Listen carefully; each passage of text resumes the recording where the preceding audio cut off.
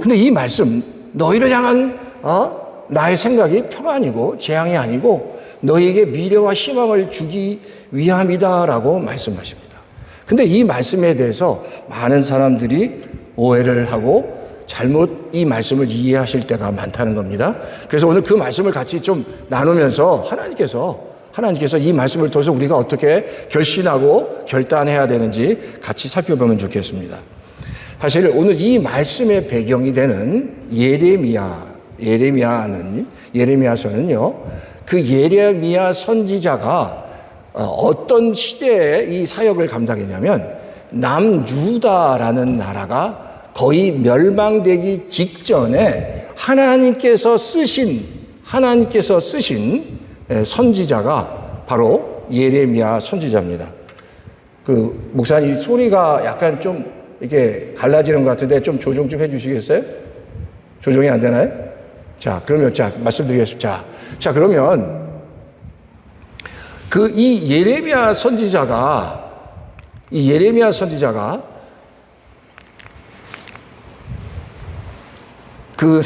살았던 이 시대는 바로 남유다가 완전히 멸망됐던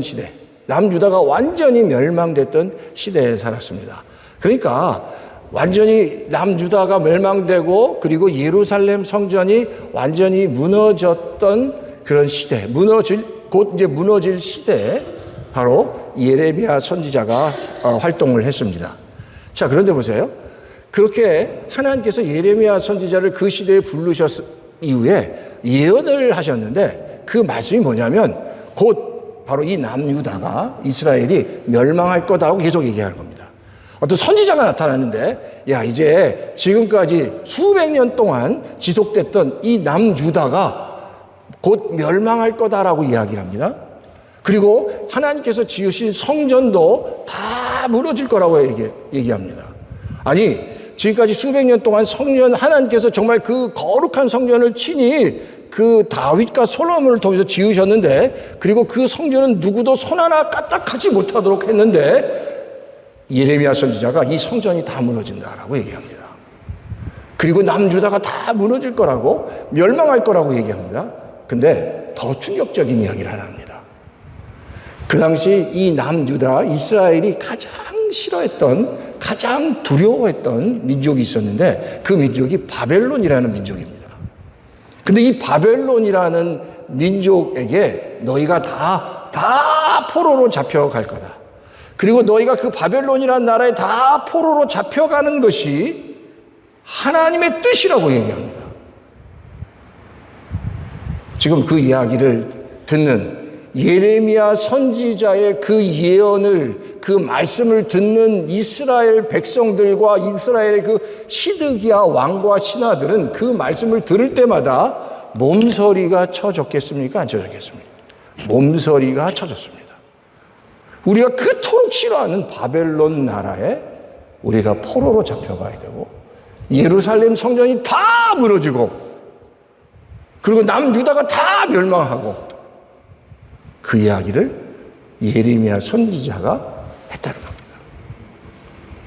사실 그런 이야기를 들으면서 좋아할 사람은 아무도 없을 겁니다.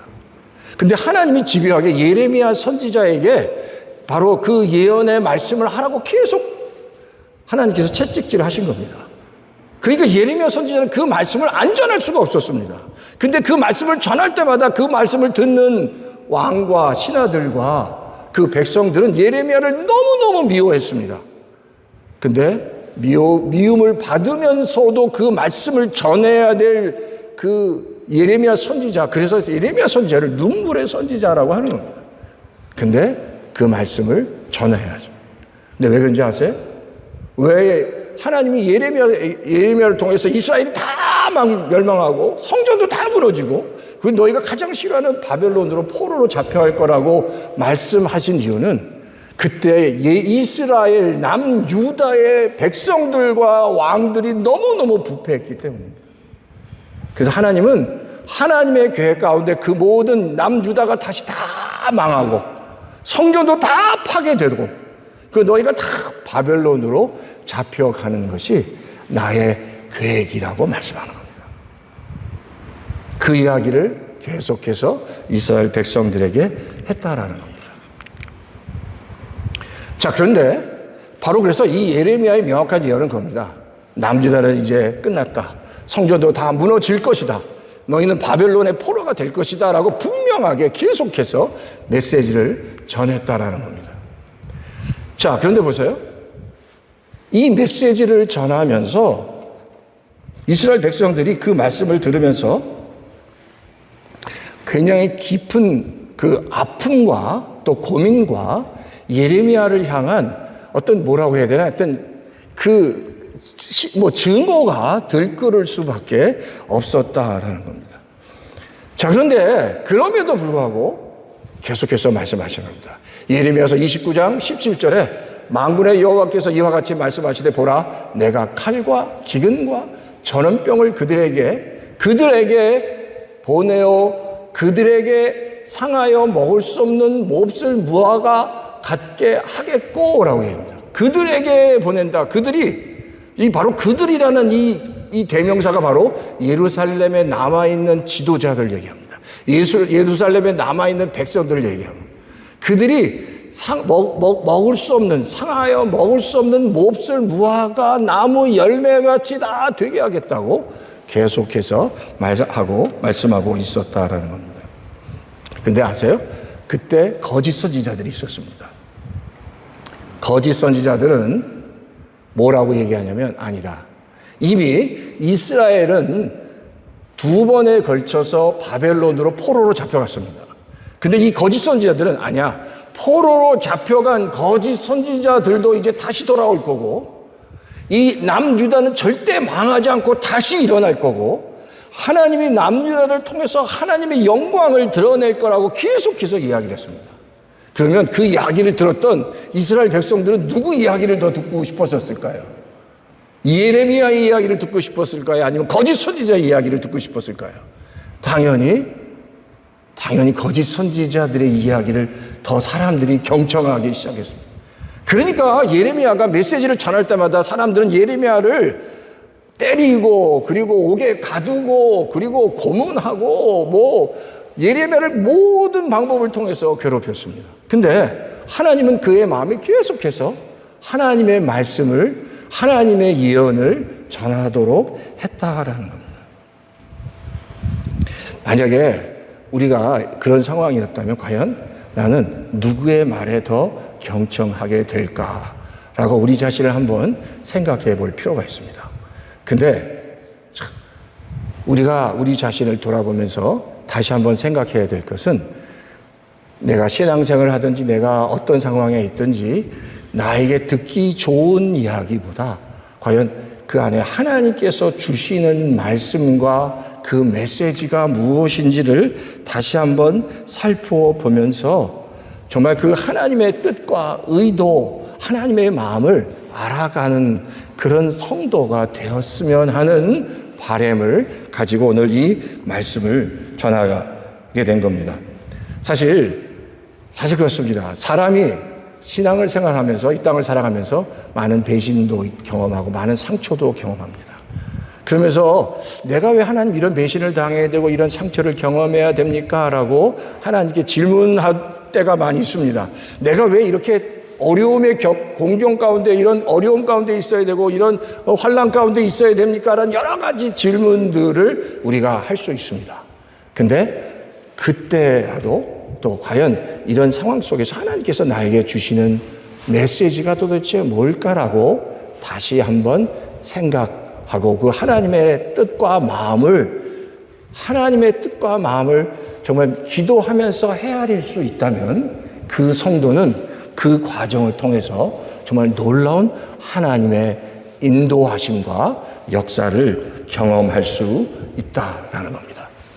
자, 그러면 두 번째, 그럼 이 예레미야 29장 11절의 말씀에서 하나님께서 너희를 향한 나의 생각은 재앙이 아니라 평안이라고 말씀하셨는데 과연 그 뜻이 뭐냐라는 겁니다. 자, 예레미야 29장 11절의 이 말씀. 자, 그러면 보세요. 여기서 평안이라는 일반적인 뜻은 바로 이겁니다. 평안이라는 일반적인 뜻은 전쟁 같은 싸움이 없는 편안한 상태를 얘기합니다. 보통 우리가 얘기하는 평안이라고 할 때 전쟁이나 싸움이 없는 편안한 상태를 평안이라고 얘기합니다. 근데 사실 이것은 일반적인 뜻입니다. 그러나 더 중요한 이 평안에 대한 본질적인 뜻은 그냥 싸움과 그리고 전쟁이 없는 그런 편안한 상태가 아니라 하나님의 언약적 행위의 결과로, 하나님의 임재의 결과로 하나님의 뜻과 섭리가 완전히 이루어지는 상태를 평안이라고 얘기합니다. 하나님의 언약적 행위 그리고 하나님의 임재의 결과로 하나님의 뜻이 이루어지는 것, 그것이 바로 하나님께서 말씀하시는 평안이라는 겁니다. 자, 그럼 지금 예레미야서 29장 11절에 내가 너희에게 평안을 주겠다고 말씀하셨습니다. 평안을 주겠다고 그 말씀하셨는데 과연 그 평안이 뭘 의미하냐라는 겁니다. 이스라엘 백성은 지금 하나님의 계획은 그였습니다. 남주다가 무너지는 것, 그리고 예루살렘 성전이 무너지는 것, 그리고 이스라엘 백성들이 다 바벨론도 포로로 잡혀가는 것이 하나님의 계획이었다는 겁니다. 근데 그거를 받아들일 정말 이 마음으로 가슴으로 받아들이는 사람들이 많지 않았습니다. 그걸 받아들이는 사람들이 많지 않았습니다. 다들 절대 하나님은 그런 일들이 우리에게 일어나서는 안 됩니다. 그건 일어날 수도 없습니다. 그건 하나님의 뜻이 아닙니다. 우리를 사랑하는 게 아닙니다라고 많은 사람들이 그렇게 생각했을 겁니다. 그런데 그것이 하나님의 뜻은 그것이 다 무너지는 거였습니다. 그리고 하나님은 그거를 평안이라고 말씀하셨다라는 겁니다. 그 이야기를 들으면서 이스라엘 백성은 굉장히 혼돈스러웠고 굉장히 힘들었을 겁니다. 그런데 하나님께서 이스라엘 백성을 향해서 그것이 바로 내가 너희를 향한 평안이라고 말씀하고 있다라는 겁니다. 그러면 하나님께서 요구하시는 이것이 너의 평안이라고 말씀하시고 그 다음 예레미야서 그 다음에 29장 12절과 13절에 예레미야를 통해서 하나님께서 이렇게 말씀하십니다. 너희가 내게 부르짖으며 내게 와서 기도하면 내가 너희들의 기도를 들을 것이요 너희가 온 마음으로 나를 구하면 나를 찾을 것이요 나를 만나리라고 말씀합니다. 내가 너희에게 주는 것은 재앙이 아니고 평안이라고 말씀하시고 나서 너희가 내게 부르짖으며 내게 와서 기도하면 내가 너희의 기도를 듣겠다고 말씀하십니다. 그리고 너희가 온 마음으로 나를 구하면 나를 찾을 것이라고 나를 만날 것이라고 말씀하신다는 겁니다. 이게 바로 하나님께서 예레미야를 통해서 주신 기도입니다. 그러면 이 도대체 여기서 너희가 내게 와서 부르짖고 기도하면 내가 너의 기도를 듣고 그리고 구하면 너희가 나를 만날 것이라고 말씀하신 이 말씀의 뜻이 과연 뭐냐라는 거예요. 우리가 기도할 때 많은 성도님들이 기도를 이렇게 생각합니다. 내 아이에게 내가 필요한 것들을 하나님께 기도하면 하나님께서 나의 그 원함을 아시고 다 들어 응답해 주시는 것, 그것을 기도라고 생각합니다. 그것도 기도 맞습니다. 우리가 하나님께 원하고 하나님께 기도할 때 하나님은 우리의 마음을 알고 듣고 그 기도에 응답해 주십니다. 그러나 그거는 가장 어렸을 때 어린아이가 하나님께 나가 기도할 때 응답하시는 기도입니다. 근데 성도가 점점 성숙해지면서 하나님께서 원하시는 기도는 내가 원하는 말을 하나님께 구하고 기도하는 것이 아니라 성숙하면 성숙할수록 자라나면 자라날수록 오늘 본문처럼 우리가 하나님께 나아가 부르짖고 기도하면 하나님께서 들어 응답하시고 하나님을 찾게 되고 하나님을 만난다는 것은 바로 이런 의미입니다. 너희가 기도할 때 하나님의 뜻이 무엇인지를 알게 된다라는 말씀입니다. 너희가 기도한다는 것은 너희가 원하는 것이 무엇인지 알게 하고 하나님께서 그걸 응답해 주시는 게 아니라 너희가 기도하면서 하나님의 마음과 하나님의 뜻이 무엇인지를 알아가는 것, 그것이 바로 기도다라고 말씀하고 있다라는 겁니다. 그러면서 하나님의 뜻을 기도하면서 발견해가는 겁니다. 오늘 본문에서 하나님은 예레미야 선지자를 통해서 얘기합니다. 내가 너에게 주는 것이 재앙이 아니고 평안이라고 얘기해요. 그 평안은 하나님의 임재 가운데 하나님께서 앞으로 하실 일들이 일어나는 것들을 너희가 깨닫는 거다라는 겁니다. 그리고 하나님께 기도하면서 이 땅에서 일어날 것이 어떤 일들이 하나님의 계획과 섭리 가운데 일어날 것인지를 너희가 바로 깨달아 알아야 한다는 겁니다. 이 말씀을 예레미야를 통해서 계속해서 말씀합니다.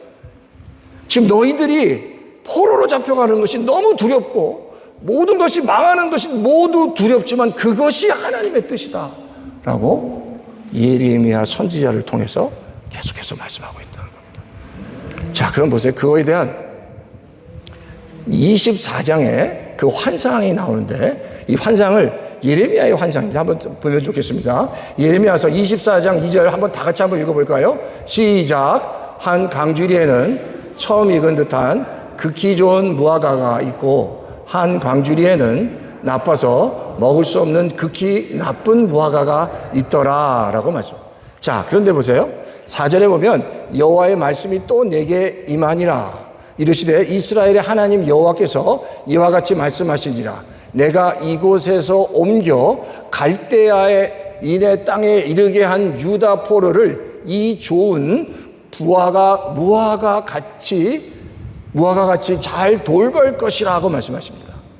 자, 내가 그들을 돌아보아 좋게 하여 다시 이 땅으로 인도하여 세우고 헐지 아니하며 심고 뽑지 아니하겠고 내가 여호와인 줄 아는 마음을 그들에게 주어서 그들이 전심으로 내게 돌아오게 하리니 그들은 내 백성이 되겠고 나는 그들의 하나님이 되리라 라고 해요.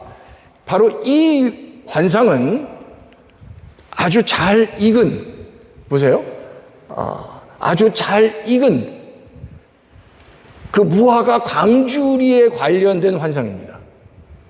극히 좋은 무화과가 담겨있는 광주리에 대한 환상입니다. 근데 바로 이 환상은 그 이스라엘 백성들이 하나님의 말씀을 듣고 5절에 보면 이곳에서 옮겨져서 갈대아인 바로 바벨론으로 하나님의 말씀대로 포로로 잡혀간 그 이스라엘 백성들을 향해서 내가 그곳에 너희가 필요한 모든 것들을 다 주겠다고 말씀하시는 겁니다.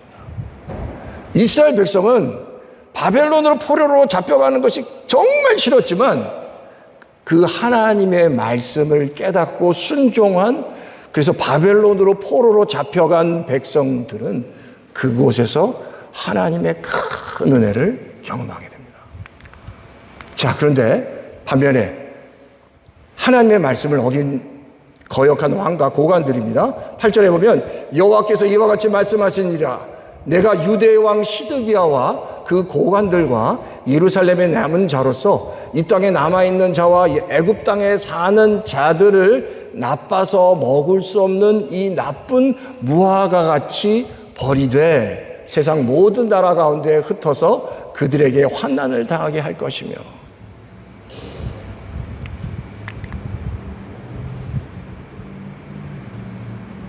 이것은 하나님의 말씀을 거역한 시드기야와 고관들입니다. 바로 그들을 애굽 땅으로 그리고 예루살렘에 남아있는 자들은 바로 상에서 먹지 못하는 무화과 광주리에 있는 자들처럼 내가 대하겠다라고 말씀하고 있는 겁니다. 그래서 그들은 내가 칼과 기근으로 전염병을 그들 가운데 보내고 그들이 내가 그들과 그들의 조상들에게 준 땅을 멸절하기까지 이르게 하리라 하시니라. 자, 그러니까 지금 이 상황은 이스라엘 백성들이 하나님의 말씀을 받았을 때 정말 그 말씀이 정말 힘든 말씀이었지만 그 말씀을 듣고 순종한 자들, 그래서 이 바벨론의 포로로 잡혀간 성도들에게 하나님께서 놀랍게 축복해 주셨다는 겁니다. 그런데 그러면 정말 이 예언의 말씀, 예레미야서 24장의 말씀, 이 예언의 말씀대로 정말 이스라엘 백성들이 그렇게 살았는가? 그 증거를 예레미야서 29장 4절과 10절에서 다시 예레미야는 이야기합니다.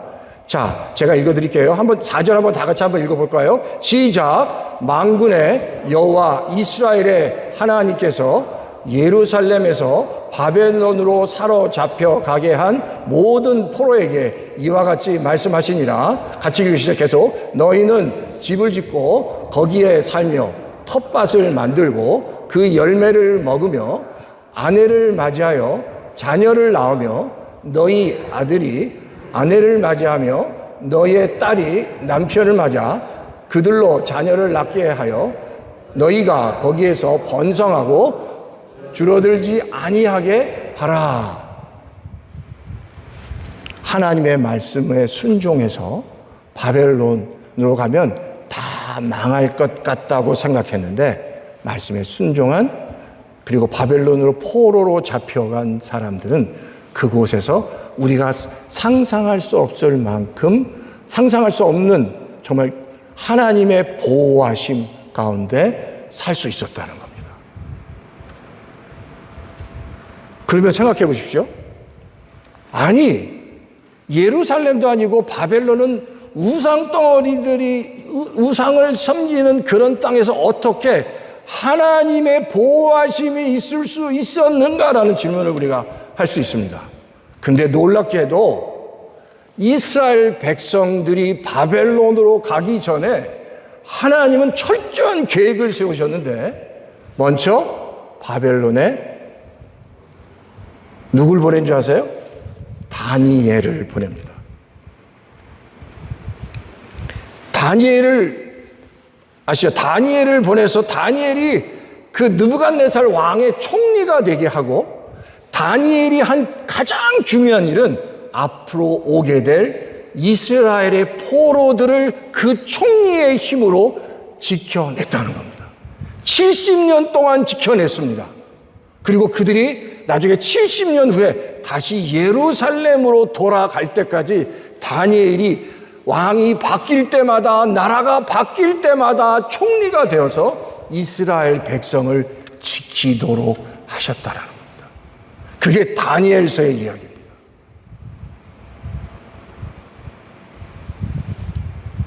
하나님은 지금 예레미야를 통해서 얘기하는 겁니다. 단순한 내가 너에게 주는 것은 나라가 망하는 것 같아서 재앙 같지만 그것은 재앙이 아니라 내가 너에게 주는 가장 좋은 평안이라고 말씀하셨습니다. 근데 그 말씀에 순종하는 성도에게 하나님께서 이스라엘 백성이 상상할 수 없는 그 평안과 은혜 가운데 들어오게 하신다라는 사실.